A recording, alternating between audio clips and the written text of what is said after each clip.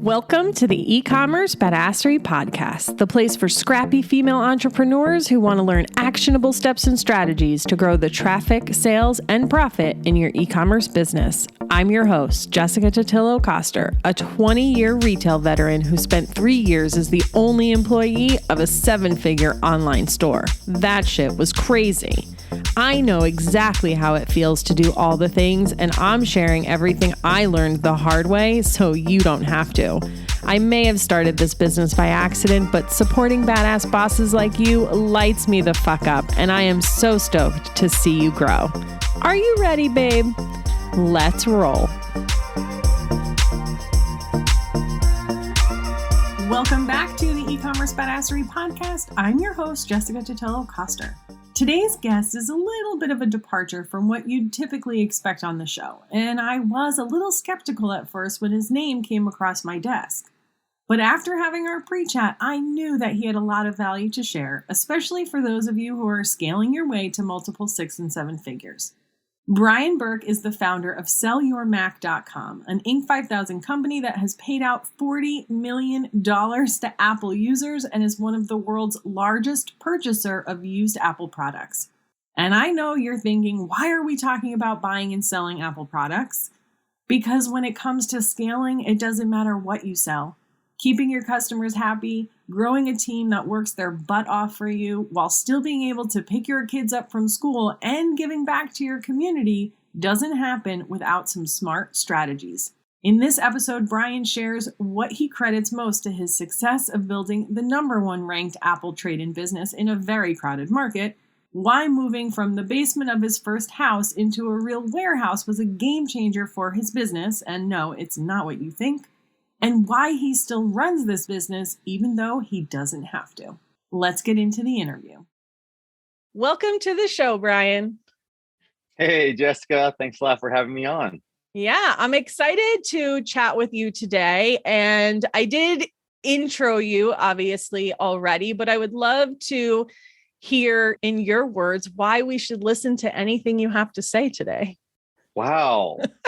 Well, I am Brian the Mac Man, and I've worked so hard to grow my business, SellYourMac.com, and our sister company, Renewed Macs, and do have about 15 years experience in the industry and a couple of years using Shopify and e-commerce. But going back from the start, I've been doing eBay since I was a little kid.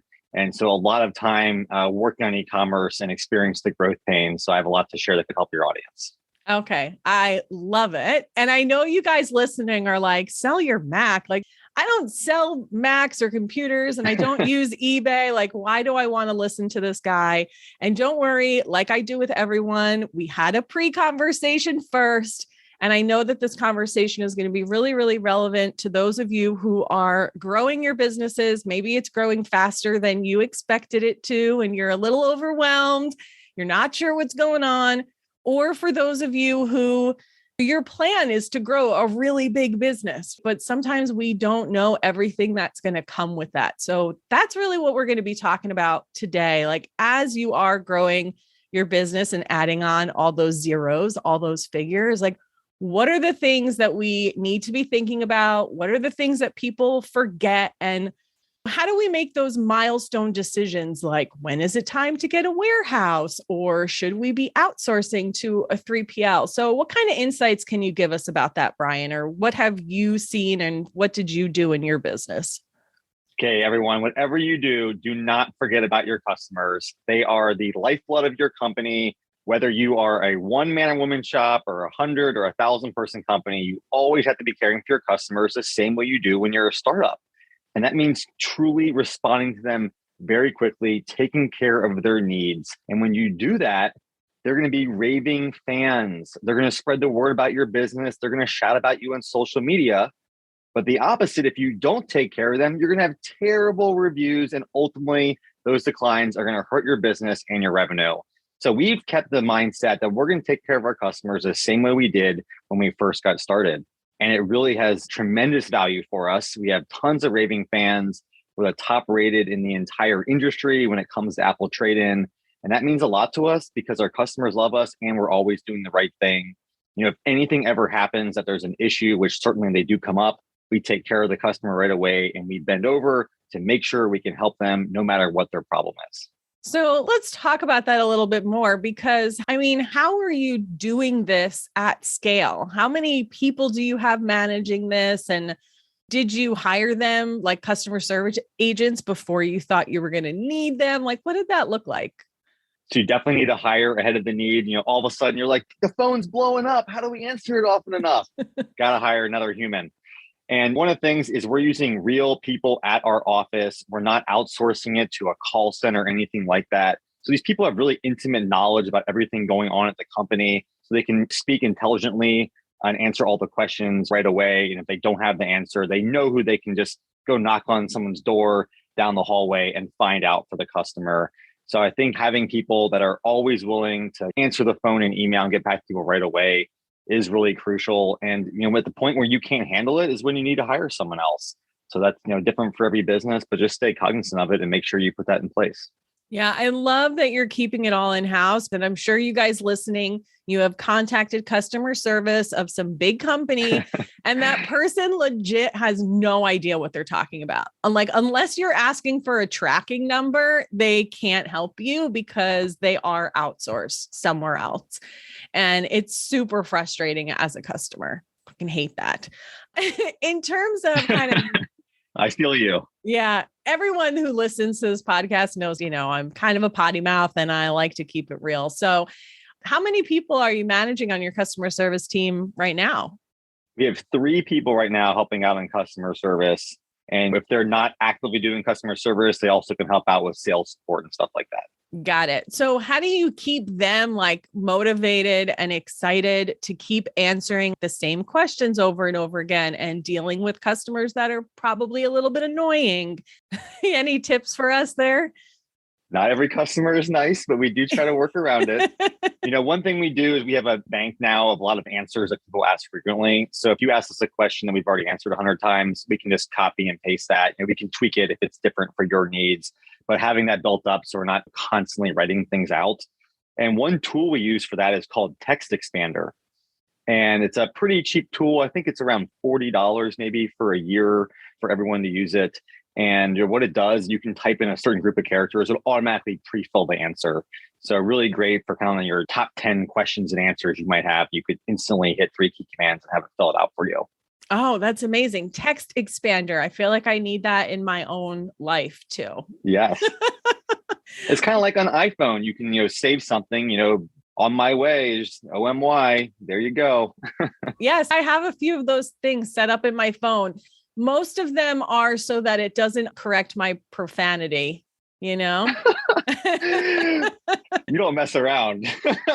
I never say ducking. That's not what I meant. That is awesome. Okay, amazing. So we're definitely keeping the customer experience aspect in check and treating them just the same as we did when we were starting out. What were some of the next roadblocks that you came up against while you were growing your business? I think a spatial concern was a really big issue for us. Every single point in my business, I got kind of stuck and limited on growth by the sheer space that I was in. At one point, I had a 2-bedroom apartment. I filled it up. It was brimming. I couldn't even eat my dinner any longer because my dining room table was covered with boxes full of phones at the time. I could barely even go to bed because I had bins of phones everywhere. So I knew at that point I had to move. So then I bought a house. It was a ranch house, and the basement became our work area. So that worked for about a year, and we were bursting at the seams. I was bringing in freight deliveries and having to go up and down the stairs with them. Very not ideal for the situation. And it just so happened, we basically got kicked out. I got a cease and desist from the city that I couldn't have more than one employee at the time. All right. So it was the right time to get to the warehouse, and also got kicked out at the same time. And I was so happy when we got to a warehouse. It truly increased our growth. We doubled the year we moved because I could receive larger shipments and had the mindset that I could now go after bigger deals because we could take them in. Oh, yeah. Let's talk about that mindset thing a little bit, because what's funny is I think a lot of us, myself included, guys, that when I'm putting out the tough love, it's probably because I need to hear it too. It's not just about you, but I think a lot of us don't even realize how much mindset is getting in our way. So when did you finally come to the realization that that was getting in the way? What did you do about it? Did it happen naturally? Did you have to really work at it? Didn't realize it until after the fact. It's kind of when you're at that new location and you see the space that you could fill up, that your brain fills up these ideas like, oh, wow, I can actually go buy more Apple equipment now because we have room to put it somewhere. And once I moved to that warehouse, I knew it for the next time that I need to get a bigger space to help increase that mindset again. So once we started getting really busy there, we were only there for less than 2 years before I had to go lease another building that was 4 times the size. And once I was in there, I only filled half it up, but I had so many ideas to fill the rest of it up. And of course, now it's filled and we bought new 3-story racking and stuff like that. So we have a ton more stuff in our warehouse. But until you kind of see the space and you have necessarily the vision on what you need, and also you can't always afford to go to that bigger space. So you have to be at the right mindset that you're going to tackle it as soon as it gets there. Yeah, that's so great. And I feel like it's sharks, they say, will only grow as big as the space that they're in, right? Like their container. Same with goldfish. Oh, is it? There's a science behind it all that you really can't see that full on future vision. And I think about that for myself too. I'm sitting here right now recording this. I'm literally in the corner of our bedroom because my husband and I, we share an office because we're in a 2-bedroom apartment. And it just doesn't work. I'm on the phone. He's on the phone. So I've been working out of this little corner and I can't wait until we move into our condo when I have my own office. And I'm already like, I know the creativity and the ideas and all that is going to be so much more prevalent when I have that additional headspace, which comes with physical space. Yeah, you can set it up to be your recording studio so your mindset will be there. Yes, for sure. I've already researched the sound absorber pretty ones for the walls. I'm very excited. Thank you for sharing that because I know not everybody likes to talk about that stuff. So you went warehouse. Did you always know it was going to be a warehouse or did you consider going to a 3PL? Though I can't imagine if you're taking in product, how that would work for your business in particular. But there's a lot of companies in our space that actually use these third-party processing companies and they've never, ever touched the equipment. The issue is that the processing is not on point. You know, a lot of them are doing power on testing and other kind of easy tests, but they're not doing the deep testing that we do to figure out if there's any issues. So they're going to miss a lot of things. They're going to miss the fact that these devices might be managed by a previous company and other things like that. And we deal with these things all the time when we're buying from people. You know, very aware that we need to keep this stuff in-house and make sure it's right for our customers. And with our B2C model, you know, we want to make sure that customer support is always perfect and the device arrives perfectly. So if we're shipping from a third party, there's so many variables that we're not even going to be seeing it. And we're not going to know ultimately if it's the right device to make the customer happy. Yeah, and that makes perfect sense for a model like yours. I feel like a 3PL works really well if you've got like one product and you're just shipping out the same thing all the time. Brand new, same thing. Right, like at scale. You're not kitting different things together. You don't have to test anything. Like that's when a 3PL is really great. Otherwise, I think it's definitely worth it to invest in that warehouse. But that comes with its own set of challenges. Any growing pains you can share with us? Had a lot of growing pains over the years. Some of our biggest ones had been around fraud and not realizing some of the ways that people can fraud you until it's too late. Everything can look perfect until it's not. And our biggest fraud was a massive deal I did out of Australia, and I'd prepaid a large portion of the devices and they just didn't show up.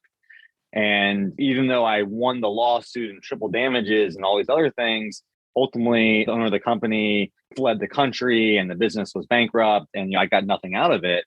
And now I've really learned to pay for things on my credit card. If you pay for things on an Amex, it is literally impossible to get scammed. They have the best consumer protection program. When you file a complaint, it's on the other company to prove that they did right, not on you. So I would recommend if you have any sketchy potential purchases or just even in general, put in your Amex. It's like an insurance program. Yes, I pretty much use a credit card for everything because of the protection that you get with it and the rewards. And the points. The points are amazing. I just like redeemed everything. I'm like, man, I just bought a house. I want to hold on to some of this cash. So I'm going to redeem all these points I've been banking up. It's a wonderful little tool. That's awesome. You can fill your studio with this great sound equipment now with your points. Yes, absolutely. Okay, so running a business like yours, when you are receiving product from other people and you're testing all this stuff, like talk to me a little bit just about the logistics of that. And, my listeners aren't really dealing with that situation, but I'm sure you have some logistical tips and tricks that you can give us just for managing your warehouse space and keeping everybody like in line and on task and all that good stuff. That's a lot to unpack there. We basically have two sides of the business. The Cellular Max side is taking it in and processing and testing it. And then the Renewed Max side is selling it and shipping it out. So on the inbound side, I think a lot of the things we've learned are around making sure our shipment cost isn't too high. And it's really easy for a customer to find some absolutely enormous box to put their iMac in. And then we get hit with these oversized charges, which they've gone up significantly over the last few years. And at this point, it's something around $150 extra per box. One thing we've done is we ship our customers custom iMac boxes. That ensures when they arrive to us, they are safely packed. They hardly ever get damaged. And also, we'll never have an oversized charge. So our customers love it, and we win on the savings on the oversized boxes. That's one good example. Another thing is stocking your warehouse in a way that's easily to manage as you need products and different supplies. So we've kind of came up with some methodology around different ways we put things on top racks that we don't need very quickly, but we always have the small bundles of things, 50 packs of whatever we need, lower and near the shipping station so we can quickly grab them. So it's a lot of like organization that you can quickly get things you need so you're not wasting time. And that goes for our techs as well. They have a whole rack of all the supplies they need basically right behind them. They only need to take 4 or 5 steps to get that RAM stick or a hard drive as opposed to, walking to the other side of the building. So having things in very key locations has been very helpful for us. Yeah, that is so important. And do you, in terms of organizing the actual product on like the actual shipping side, is maybe you kind of have your best sellers are all grouped together, but then you also have to organize it in a way where whoever is picking and packing is not like running into each other all the time, right? Because everyone's like buying the same stuff. So I imagine you have some sort of organization around that as well. We have so many different numbers in all our racking, so we can be very specific about where the item is. And that has been very crucial for us because, at one point it was just like, hey, this whole rack was, shelf 2. And you go to shelf 2 and there's 100 Macs on it. And, it's like picking a needle out of a haystack. So now it's like shelf 2-1-2. And you're like, oh, I know exactly where it is. You're not hunting for it. So having really key ways to find product if you have a bunch of different SKUs is very helpful. Yeah. How long did it kind of take you to figure all of that out? Figure out a little bit, year over year. And part of it is as you're scaling, you get to hire so many more people because our business is so people intensive that like, all right, if we can just get a little bit better at these things, it's going to save a lot of manpower. Yeah. So that's a really great point, guys. Like as you are scaling, like, because you can hire people to set up your warehouse and they'll do all of this statistical analysis based on how quickly your sell through is on certain products. But guess what? It costs a shit ton of money. So for the rest of us, we're just kind of figuring it out as you go. So one of the things that I always like to remind my audience of, especially when they're hearing from someone like you, who's obviously been doing this for a long time, like you figured this stuff out, but you figured it out as you went and you didn't know overnight. So when you guys are just moving, because I know some of you recently moved into warehouses or you're moving into bigger spaces, like it's going to take you time before you have it all figured out. And that's okay. And you guys are going to run into each other and you're going to waste time packing stuff, but that's okay because you're going to time yourself. How long does it take you to pack and ship an order? And then you're going to try and optimize along the way and you're going to keep track and you're slowly going to see that time from, picking the order to getting it out the door is going to get shorter and shorter.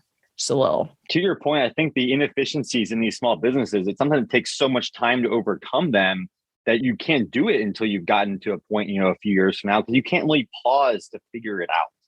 To reorganize a warehouse could take you a week of shutting down your operations. Like you can't afford to. Yeah, absolutely. And you know what? The same is true in my business too. I do done for you services. I do one-on-one consulting, but then I also have the digital product side to my business. And I know that there are a lot of people who are like, where are your digital products? Can you just release them already? But I have projects that I'm working on with done for you services. So it's like, I can't just turn that off to get all the digital stuff done. It's got to just happen little by little. And it just is what it is. And you're a one-woman shop. Yeah, exactly. And, I have it that way mostly intentionally because for me right now, I don't really want to lead a team. Like I spent so many years doing it. This is my break from that. And that won't be the case forever. But right now, that's where I'm at. And that's how I want it to be. And so I want you guys to always be building the businesses you want to build, not the one you feel like you have to build. It's okay if it's a little messy along the way. It will be. It just is like, welcome to entrepreneurship, That's part of the fun. Yes, 100%. Okay. So is there anything else in terms of the warehouse thing or the customer service thing that we didn't talk about that you want to make sure that you mentioned today? I'll say one thing about customer service is make sure to ask your customers for reviews. If you don't, you'll certainly get some, but you won't get to the scale that you really need. So, do it at a point that makes sense in the customer's journey. So for us, it's after we paid them for their product. They're really happy. They just got their check in the mail or they just got their PayPal payment. They got the amount of money we quoted them and they're thrilled. So, a lot of them leave us very positive 5-star reviews. And that's how we've been able to scale our reviews and kind of be number one in the industry. But if we hadn't asked, maybe we only get 5% of the ones we normally would. So find that point in the customer's journey and try to automate it. You can have an automatic email go out when it's triggered by a certain event. That'll really help you scale this quickly and get those feedbacks in. Yeah, so important that you do it at the right time, because how many of you guys have gotten a review request like before you even received the product or before you've had a chance to take it out of its packaging, right? So when you are setting up those automatic review request emails, whatever platform you're using is always going to ask you, when do you want to send this? So consider, how long does it take you to pack and ship it? How long does it take for the customer to get it? And then what's a realistic time frame for when they're going to use it? And then how long do they need to experience it? So it's probably not 7 days after they place their order. It might be closer to 10 or 15. So do that math. Such a really, really good point. Okay. If you've listened to the podcast, Brian, then you know that I am a big believer in keeping it real with my audience because e-commerce is not all sunshine and rainbows. And there's a lot of bullshit on the internet about how things are really easy. So I would love to know, what has been your biggest failure in your business so far? Ooh, this is rough.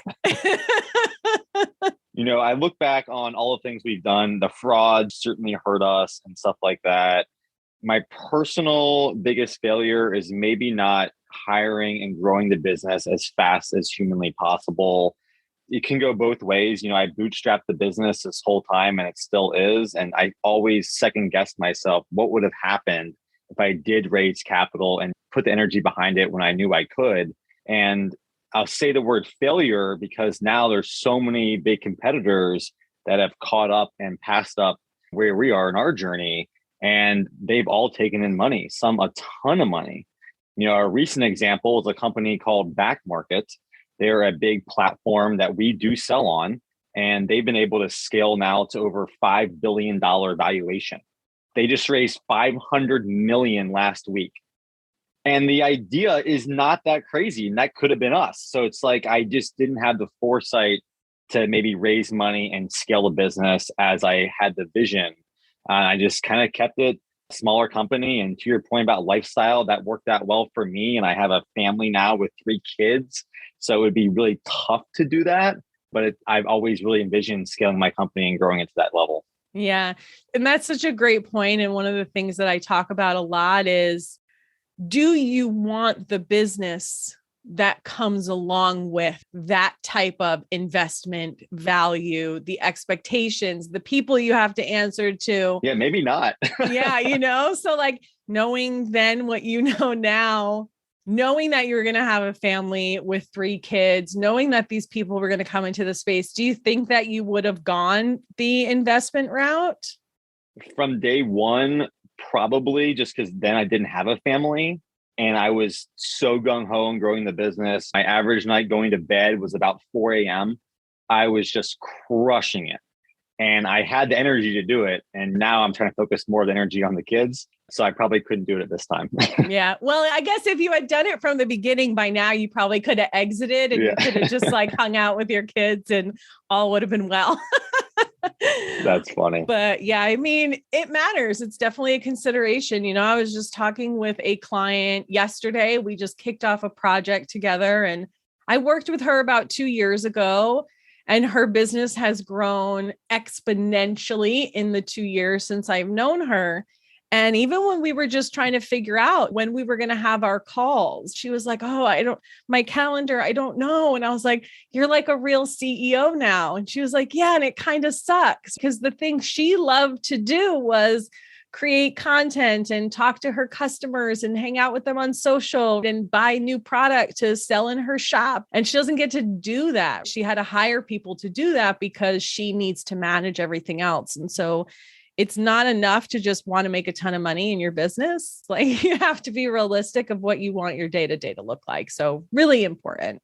Yeah, it's a great point. One other thing I'll throw out is that I have seen so much potential on LinkedIn in the last couple of years. And I wish I had known that a decade ago when LinkedIn was barely even being used. I can't imagine where I would have scaled up by now. Just in the last year, I went from 10,000 to over 100,000 followers.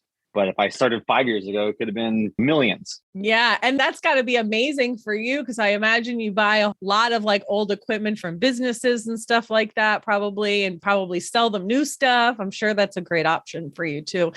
And people should lean into LinkedIn. I mean, I'm getting warm leads every single day. I mean, really, the early adopters are always the ones that get rewarded, of course. I'm not really an early adopter of anything. I mean, I didn't even switch to iPhone until generation 5. And that's just because I didn't want to give up a real keyboard. And I was bitter because I was like, everybody has an iPhone. I don't want an iPhone, like I don't want to be like everybody else. And then I made the switch and I was like, oh, fuck. And now it works better. Yeah. Once my PC died and my husband, who was then my boyfriend, he had gotten a Mac desktop to work while he was at my apartment when we were dating.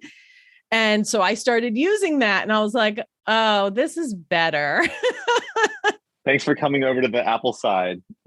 Yeah, now I'm completely converted. But it's funny too, because I think about LinkedIn for myself, but I find that there's just like so many corporate people and I don't want to work with corporate people. So there's that. Well, you can create content that'll resonate with the non-corporate people, especially that potty mouth that you've used. If you put that kind of stuff on there, those corporate people are going to be gone, but the people that resonate with you will love you and they will follow you and you will be rewarded.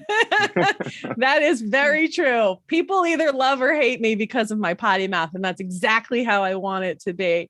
And to that point, be authentic because not enough people are being authentic on there and you would stand out. Yeah. Thanks for the tip, Brian. I'm looking for a social media person to help me out with some of this stuff. Me too. Yeah. My gosh, it's like impossible. I feel most people can't capture my voice the way I really want them to, That's true. You got to keep it authentic. No one can write for you. Yeah. Working on it. All right. So let's talk about your biggest success. Be a little bit more positive. Oh, wow.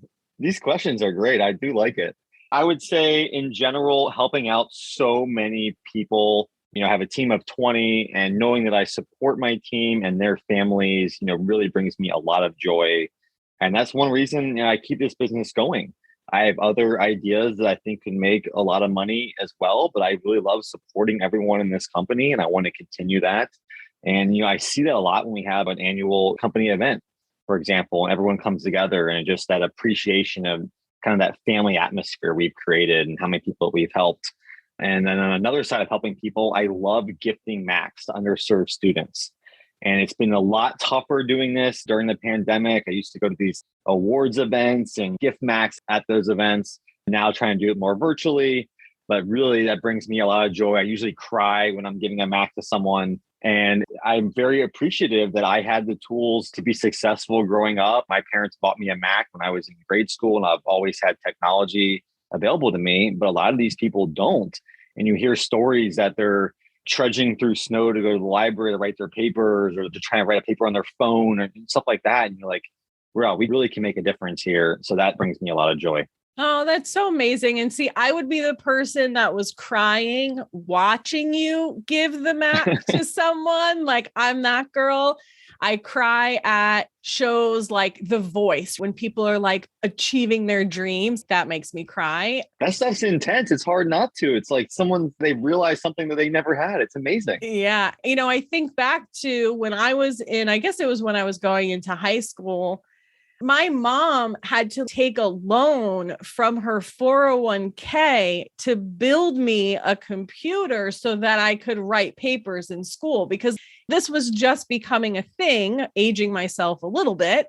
And it wasn't as easy to just go and buy a one and done thing. And it was like a whole production. And for her as a single mom with 2 kids, like it was really hard, but she was like, I got to figure out how to do this. And taking a loan from your 401k, like you got to pay interest on that. And then it's not in there like earning you money anymore, So that was like a really big deal. So I think that's super amazing that you do that. You attribute some of your success now, what you do, to having that computer? What did I do on that computer? I used dial-up and chatted in chat rooms on AOL. Let's be serious. Sounds like 6th grade. I love it. Yeah, totally. I'd love to kind of touch on before we move on and before we kind of end this here is the team, right? And the culture that you've built with your team. I think as people grow, being a leader and running a business are not the same thing. And I've worked for some not so great leaders. Like maybe they're really great at running businesses, but they're not great at being leaders. And then I've worked for some really amazing leaders who they are the people I honestly can attribute my success to now. What can you tell my audience as they are growing and they are bringing on team members? I mean, how do you create that kind of environment? The one where everybody's like happy to come to work and wants to work their butt off for you? I would say using kindness and empathy whenever you can. And, hearing some stories about why a couple of our amazing team members came to work for us. I won't say the company they were at before, but they had a request to go see a dying family member or take off for some very significant life event, and they were denied that. And that pains me to hear that. And we are so open to letting people take any time they need for anything going on in their life, whether it's a wedding, that their cousin's getting married, or their kid's sick, or they need to go visit their grandma in the hospital. The answer is yes.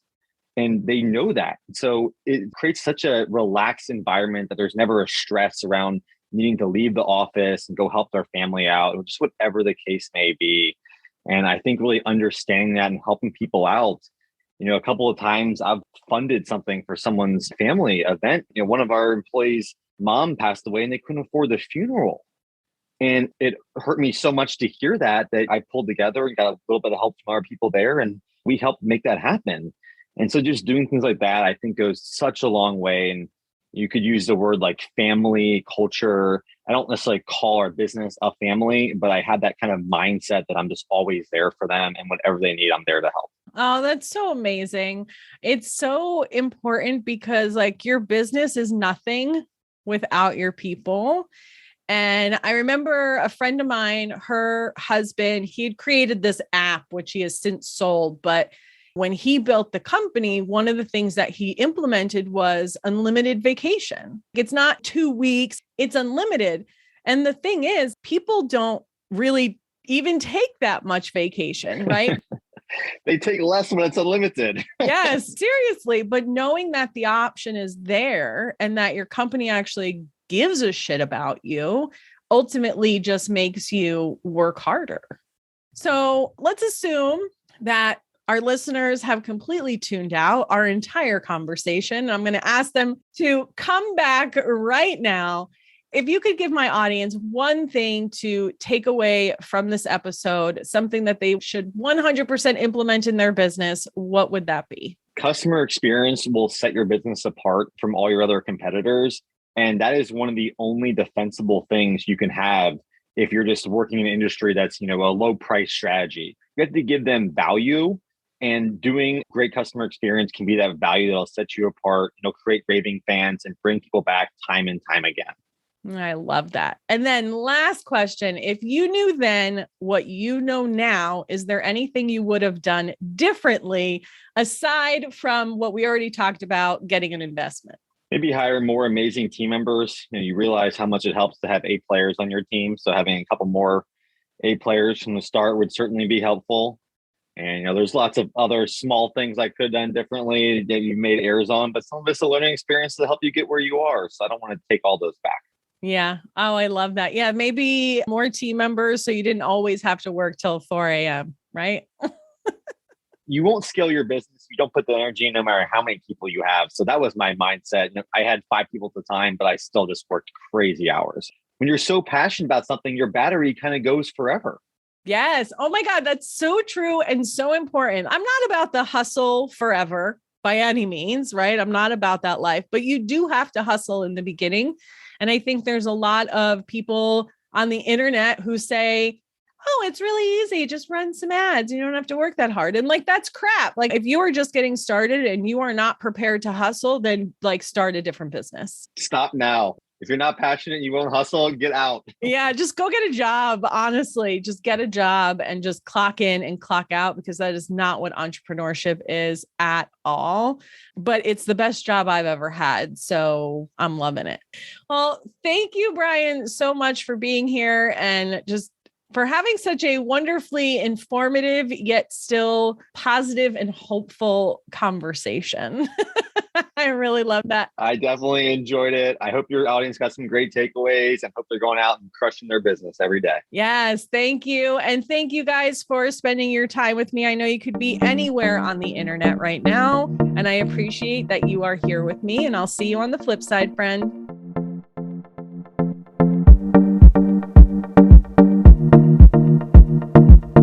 Thank you so much for listening to today's episode. If you like what you heard, I'd be so grateful if you'd leave a review on Apple Podcasts, and don't forget to subscribe so you never miss an episode. And if you're looking to surround yourself with more product entrepreneurs who totally get your life right now, get your booty on over to the eCommerce Badassery Facebook group. Can't wait to see you there. Until next time, e-commerce friends, stay badass.